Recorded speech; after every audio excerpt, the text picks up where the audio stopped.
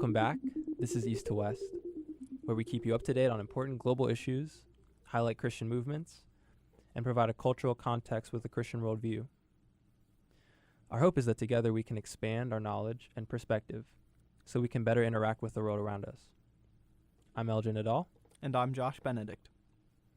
Today we'll be covering the Iraqi-Kurdish conflict, Christianity within Iraq, and the cultural expressions of people groups in that region.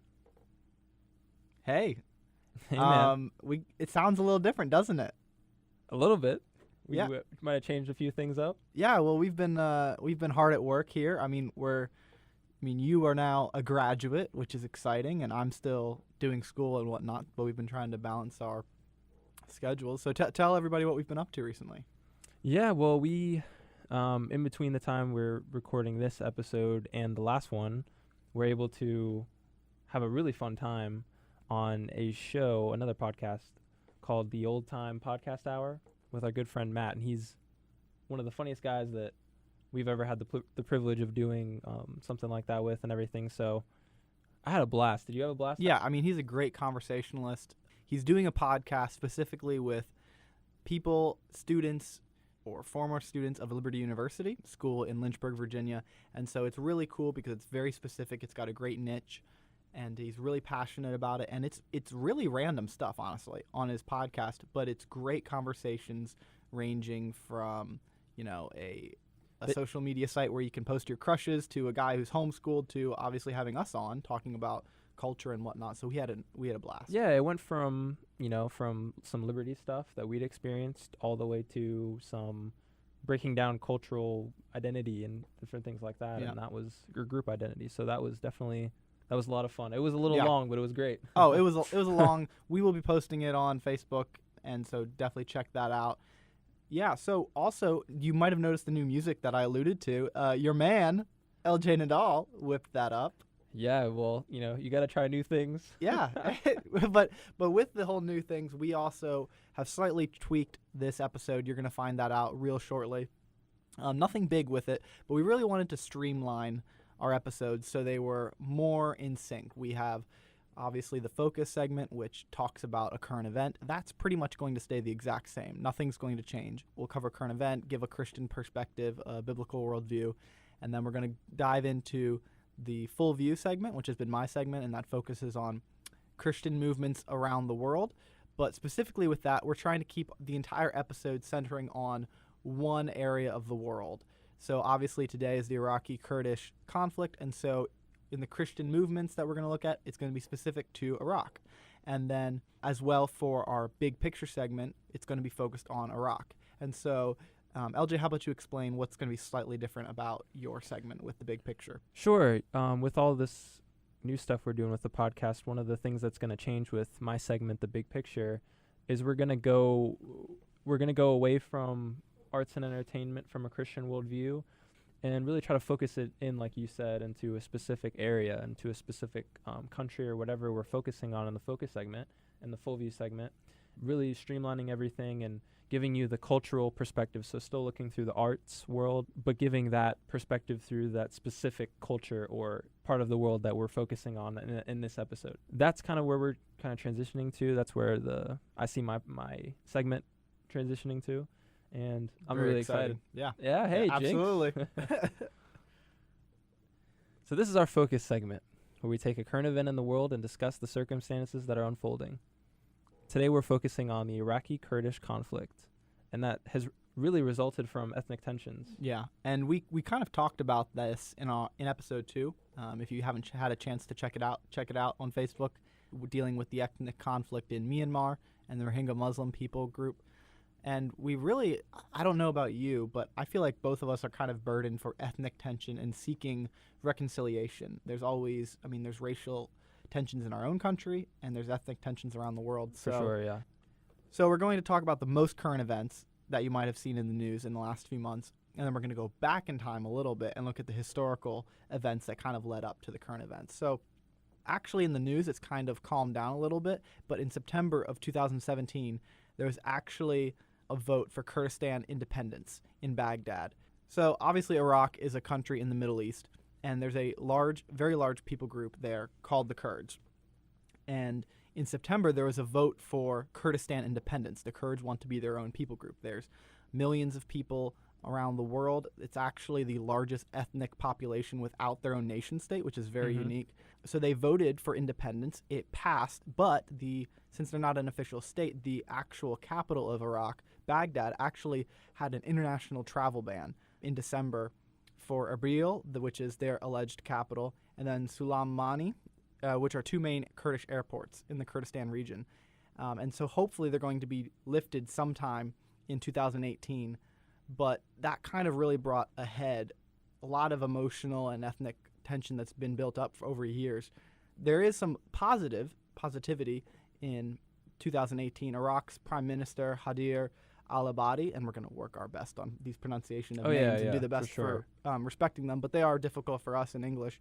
But the Prime Minister of Iraq met on January 20th, 2018, with a semi-autonomous Kurdistan region's Prime Minister, Nurchivan Barzani, for the first time since the conflict broke out over that Kurdish independence referendum. So that was obviously very good. It's always good when two leaders can meet together for diplomatic relations as opposed to violence and conflict.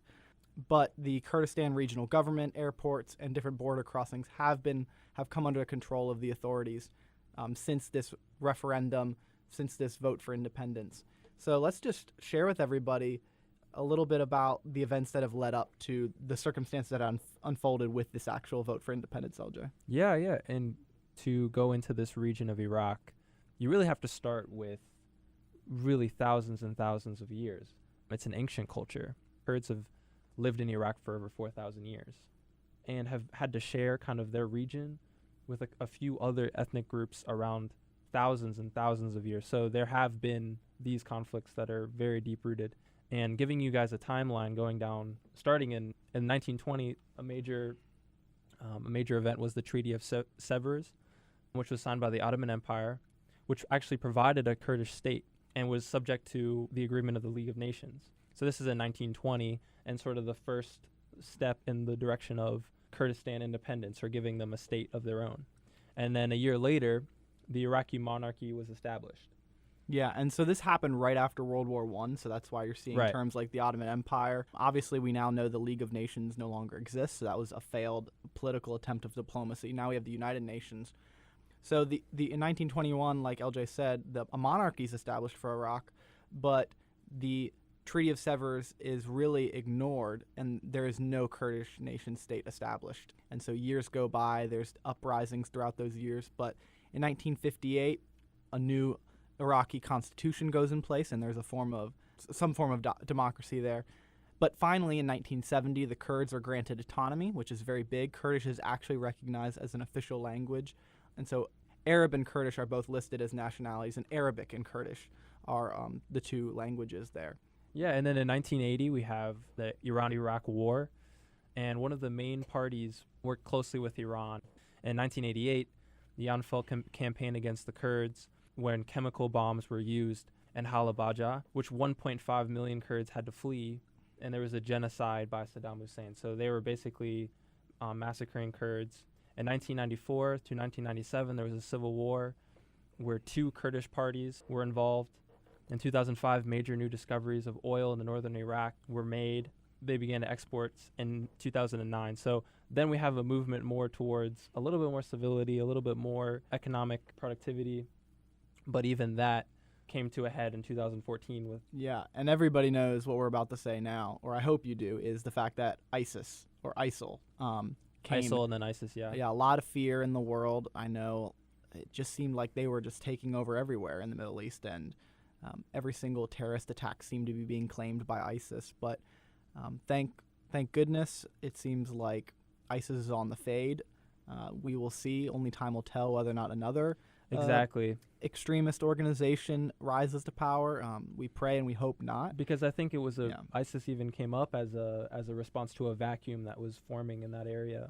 Yeah, exactly. A lot of people, a lot of political analysts probably would say the same thing, I think. And so that brings us to 2017 with this independence referendum and now the Iraqi government asserting authority. So you can kind of see, we'll be posting in the sources a timeline from BBC that has this very detailed of how after World War I, the Kurds were going to be granted their own state. They weren't, so they had a couple rebellions. Iraq was granted a state, and then throughout the last 20th century, Saddam Hussein is getting revenge on the Kurdish people because a Kurdish political party is siding with Iran. Yep.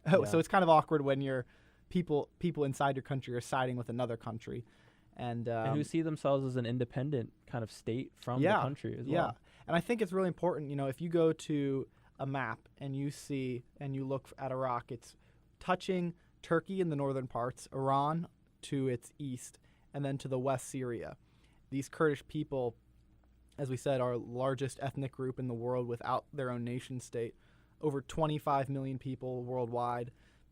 And they're all throughout. It's not just Iraq. We're specifically focusing on Iraq because it seems like the tensions are coming, from Iraq and the Kurds. But, Kurdish people live in Syria. They live in Iran, and they live in Turkey as well. So they're all spread out. And while people want independence, there doesn't seem to be any end in sight for that. Yeah, I think it's sad, but they're no stranger to a whole bunch of violence, into conflict in that area, not just in Iraq, but in the specific tensions between the ethnic groups.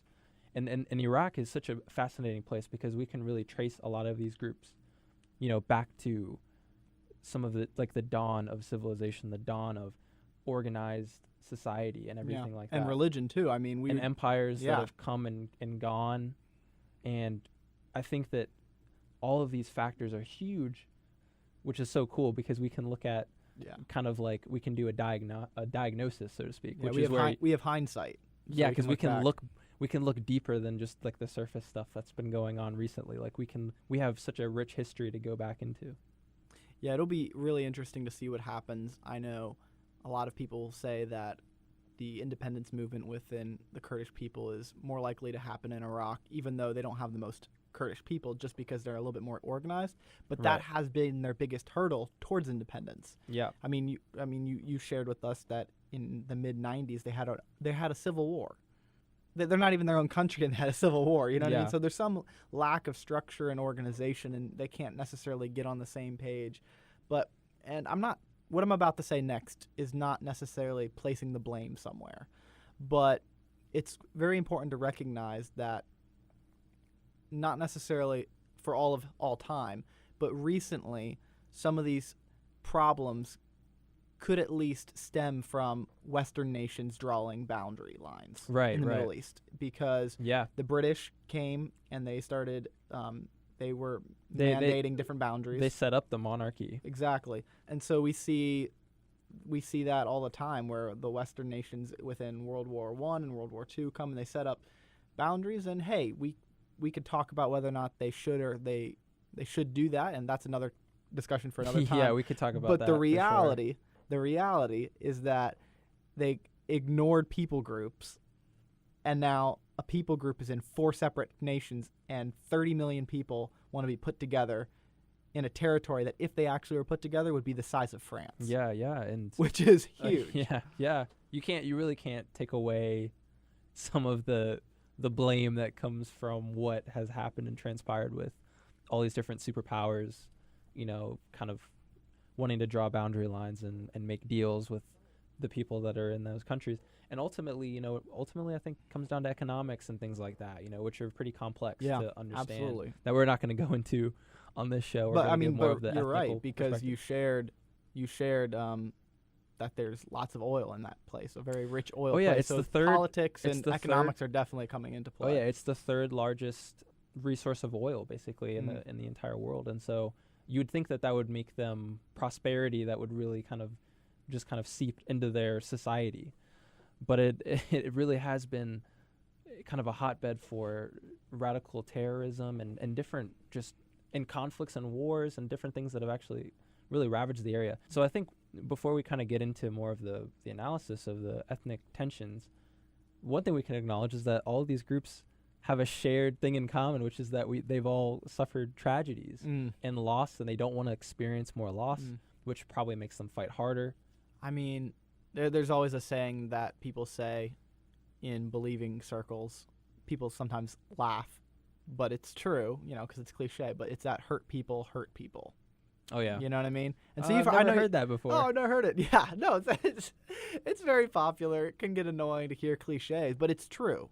When you are hurt, you lash out at people. And I think we're all guilty of that. Oh yeah. Whether it's a systemic thing or it's individual or it's a group identity. And it's clearer here that it's not just ethnicity, but there's politics, geography, and religion that all play into the dynamics that we see between the Iraqis and the Kurdish people. And it's really interesting because there's still someone, we were reading an article from the New York Times, there's still someone who sees a light or sees hope in Iraq, and he's trying to start his own tourist business. Yeah, what a cool story. Out of all of the turmoil and all of the unrest in the country, you can actually go and see some really beautiful sights. But in Iraq, tourism, there are people that are trying to get the word out to people like us that you can come visit Iraq in some of the oldest sites, like in modern times, of things that have happened in like 400 BC, the time of the Persian Empire, and Alexander the Great, and all these, and you can stand on and look out upon a battlefield where Alexander the Great, and his armies, incredible, and the Macedonian army, defeated the Persian army or whatever. We actually saw like a little video, like a history lesson about that specific battle, and a whole bunch of other amazing historical things that are in that area. And so if you kind of take a step back for a second, of course it's a dangerous place, and there's a lot of war and conflict, and I don't think you would be very wise to just go in unaware of what's going on. But there's some cool, there's just so much to enjoy about that rich historical side of that area. And what a cool way to bring more awareness to the country is to show, hey, how many places in the world can you go and look out and still, and it's relatively untouched, relatively the same kind of way, other than natural causes that have probably changed it from what it originally looked like, but you can stand where someone historically stood. I mean, that's one of the things that really gets to me I call myself a growing history person, because I didn't start out this way, but now, from a young age, but I'm kind of now appreciating it. So that was cool for me reading that article and seeing that. Yeah, I mean, the pictures are absolutely gorgeous. It's totally different terrain like you described. And it made us want to if you, I don't know, man, but in a couple of years, you might just find LJ and myself on a tourist group in Iraq, because it just sounds absolutely incredible. They need a couple more basketball players, maybe. I don't know. If they do, we can maybe make some money. I'll be your agent. I think my time with basketball's passed, but I mean, we could just have fun too. Yeah, that's true. But hey, all kidding aside, before we move on, we want to approach this from a biblical perspective. We always do. And some of this stuff sounds repetitive, but it's because it needs to be said again. Our call as Christians is a response of reconciliation and prayer, and we're going to post the same article that we did before, but it's from the Lausanne movement, and it talks about an article dealing with Rwanda and how two ethnicities that dealt with a genocide in the 90s as well, how they need to rebuild, and ultimately the core issue with everybody is ourselves, right? Right. The individual person. Yeah. And I think providing this response, we really do want to have a call for prayer for these people and for the different groups that are still struggling against each other, to really have the Holy Spirit really bring to them reconciliation, forgiveness. The people that are struggling there to be at peace finally, and not have that hatred to enact violence on one another, and just be praying for the area and the people on the ground that are helping there and that are seeing all of this, these terrible events unfold, and that it doesn't spiral out of control and affect even more lives and even more people. It's important to pray for sure. I think just lifting up that country. And I love in church when we learn how to pray specifically for specific people, because you can pray for the world. You can say, God, please bless the entire world, Yeah. But how intentional are you being when you do that? And how much does God see the heart of a person who's praying for a specific people group or a specific area, or even a specific person around the world, which really does help. What you said, I really liked what you said. Our hope is in Jesus, Of course. and it really does make a difference when you're praying specifically, because when you can pray in generalities, like bless my enemies, but when you name that person, Yep. when you talk about the hurt that's happened to you, and you forgive them and you work through that, I think that, praying, it's great to pray for the world, but like you said, praying for individuals is really important. Yep. And our second segment today is Full View, which examines global movements within Christianity. And today, Josh is going to be examining the Christian movements within Iraq. Take it away. Yeah, well, like we said earlier, this is such one of the richest places for culture and ancient civilization originating from this area. Abraham in the Bible was called out of Ur, which is thought to be right in modern-day Iraq. Oh, yeah. Nineveh, remember the story of Jonah? Nineveh is right. I think so. Nineveh is actually located right within the city of Mosul, Yeah, Iraq, right, which yeah, was on the center of headlines. So there's tons of really cool historical Old Testament events happening in that area. The Persians, the Babylonians, all located where Israel was held captive for a while. So very rich history, but there's not a lot of Christians, quite frankly. We're talking about a country of 38 million people in Iraq, and only about 258,000 Christians. Wow. So we're talking a small minority. And specifically, though, I want to share just briefly about life of Iraqi believers in a town called Al-Kosh, on the Nineveh Plains in northern Iraq. It's right near the region where the Kurds are living. And this town is 3,000 years old. I can't even fathom that. I mean, it's been around for quite a while. And they actually allegedly have the tomb of the Jewish prophet Nahum, who actually wrote a book in the Old Testament and predicted the downfall of Nineveh, the inevitable destruction after Jonah. Yeah. So that's really cool. Like, the amount of history that's just there. I know I get excited when, there's a town here in Virginia that's rich in history, but that's 150, 250 years. It's like American history. Yeah, and relatively we're talking new. Yeah, 3,000 years.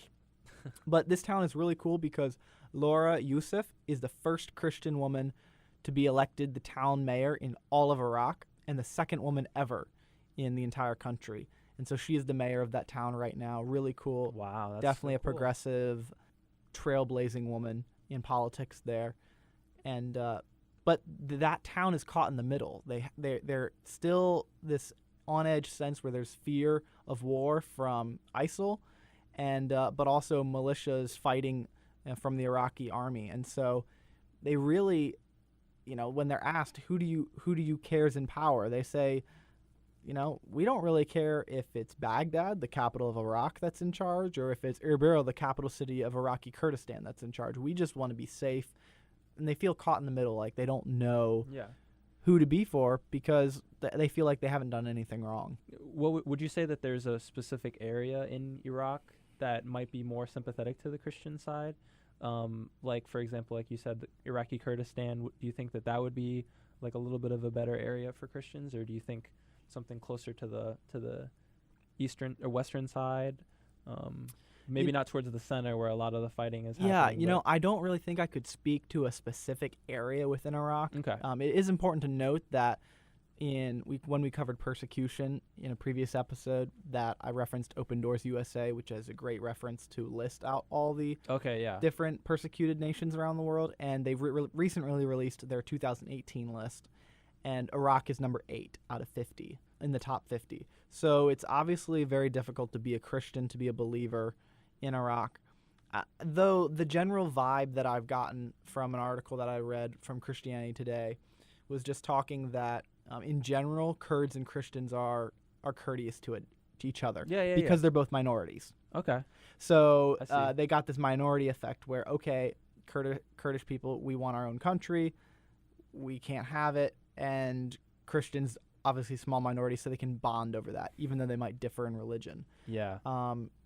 There was a local politician of an Assyrian Christian party was saying that they don't really view themselves, Christians, as loyalists loyalists to the Kurdish cause, but really they kind of view them almost a little bit as a better alternative. So now, granted, this is only one politician that sees this way, but an evangelical pastor says, and I quote, "The problem is not the Kurds or the Arabs. The problem is our central government in Baghdad. They're very weak. They cannot protect the ministers, so how can they protect me?" So I think that kind of answers your question a little bit, in that people don't necessarily feel safe to be believers. Yeah. They don't really they're not necessarily seeking security from the Kurdish people as well, but because they're both minorities, I think they feel like they do have something in common. Okay. But there are some people, it is important to note that some people are opposed to the Kurdish independence movement, interestingly enough, because there is a very slim hope, a foreign hope, that there could be their own Christian state politically, which I'm not sure how that's actually going to work. Quite frankly, I don't think that's ever going to be possible in this part of the world. While our conversation is centered on Christianity in Iraq, I also found another resource that talks specifically about people groups. And that's basically how the gospel can spread quickly through people that have shared cultural value systems, languages, and whatnot. So there are people groups within a country. And so it's called the joshuaproject.net. If you ever, it's not, I didn't do it. Are you sure? I'm positive. There's way too much information. Fact checks. Yeah, fact check us, guys. But No, there's cool. 2 pages for Kurds, for the Kurdish people. They list the population, they list their language. It's obviously a very large Islamic country, or Islamic people group, I should say. And there's not a huge amount of believers. There's some orthodoxy, some Orthodox beliefs, some Catholicism, but a very small percentage are actually evangelicals. Really interesting history lessons about what it's like to be their ethnicity. They give tons of maps. They talk about what their needs are.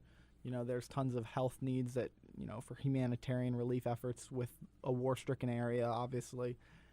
They also talk about how they actually have the Bible translated into the Kurdish language, and so I think that's really cool. Oh, yeah. So you get to see what their resources actually are, because some people groups don't even have the Bible translated, but the Kurdish people do have it translated. I actually was watching, the Jesus film. The Jesus film, which is kind of like the Bible movie, but it's like older, not the best acting probably. Oh, I probably haven't seen that. But it's been translated so many times, and it's one of those things that people obviously can consume media, and it hits their heart a lot more than just like talking sometimes. Right. So I actually watched the first 2 minutes of the Jesus film, and it's in Kurdish, and it's like crazy that you can see the lip dub over it, the voiceover.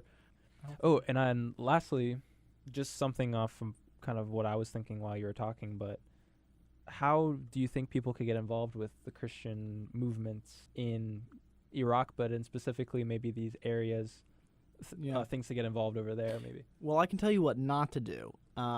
When in first grade, there was a girl in my class who was claiming that she was from Kurdistan, and I made fun of her, as did the rest of my classmates, because we were like, Kurdistan? I've never heard of Kurdistan. That's not a real place. I've never I've never thought of you like that, Joe. Yeah, well, first grade, man, I don't know what got into us, but we were like, no, that's not true.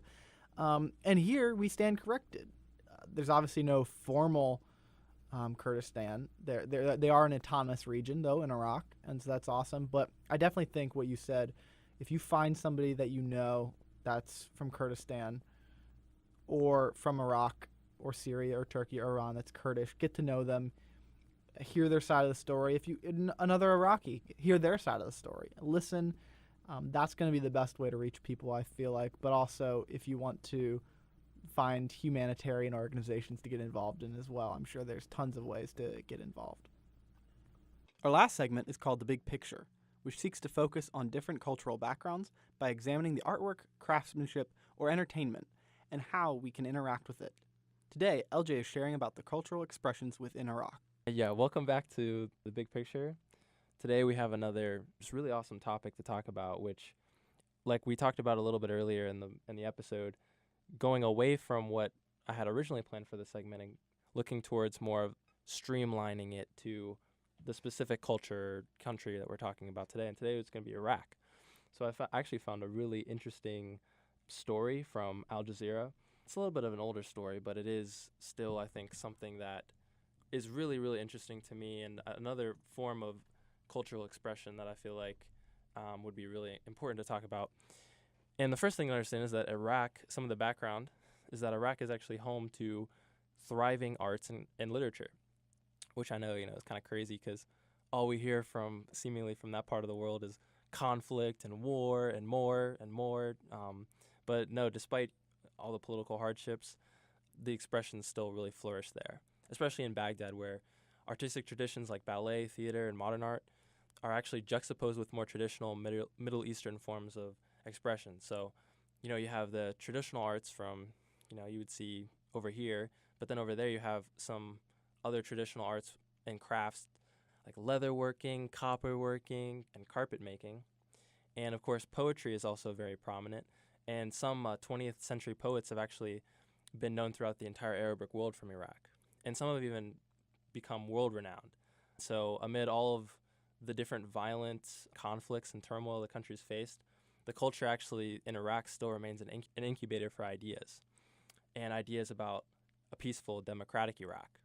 And so that's what I wanted to focus on today. So the story is called The Poet of Baghdad. It's an Al Jazeera film about Nabil Yassin, who's a poet, journalist, and political activist who was exiled from Iraq in 1979 for publishing poetry which was critical of the regime of Saddam Hussein at the time. He was branded an enemy of the state. He was chased by secret police, nearly captured a few times, and he actually fled with his family. And they all had to live on the run constantly and had to basically be fleeing for their lives. And he finally settled down in London in the 1990s, where he continued to write poetry. And some of his published work was actually smuggled back into the country. And in 2007, this was kind of the cool part of the story, 28 years after his exile, he finally was able to come back to his homeland. And that was a cool, get to see that kind of, he's in a different part of life now, but he's still able to see some of the traditional things that he remembered. And he didn't really exactly recognize it, but because all the death and destruction that he experienced on coming back was pretty overpowering for him. But he hopes to bring positive elements that he learned from Europe back to his home of Iraq to help the country just be a better place to live.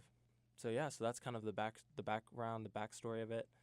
Yeah, I think it's really cool that the first two episodes you were talking about movies, and here you watched a movie, but it was about somebody writing and how somebody can use their pen to inspire and create images in our head and create a peaceful protest of what they see and what they want to change in their own culture. So tell us a little bit about the impact that the movie left on you and what some of your thoughts are on the movie.